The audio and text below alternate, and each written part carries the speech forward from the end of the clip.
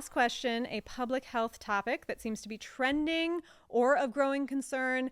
This is our segment called Sick of the Week. Sick of the Week. And Scotty, what is our Sick of the Week?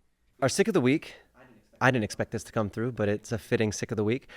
Someone writes in, there's a case of plague in Colorado. Is it coming back? Why is everything bad?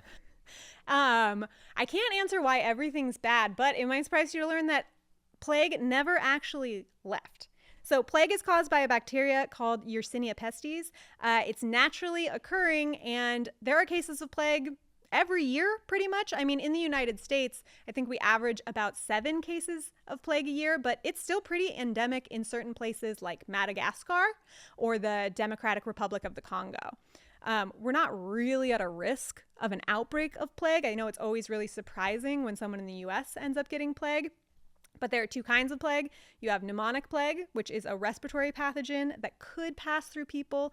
But the more common kind of plague is the bubonic plague, which we're all familiar with, the Black Death, plague doctors and their big beaks. It's named after the fact that it gets into the lymph nodes and causes hard lumps that are, I think, inappropriately, adorably called buboes. So it's a bubonic plague. That's what we usually see, and that cannot be spread between people. That has to be spread by the bite of fleas. Is this plague still as deadly as the plague? It is not, thankfully. So now we have antibiotics and we have sanitation, which are 2 things that have greatly reduced the amount of plague.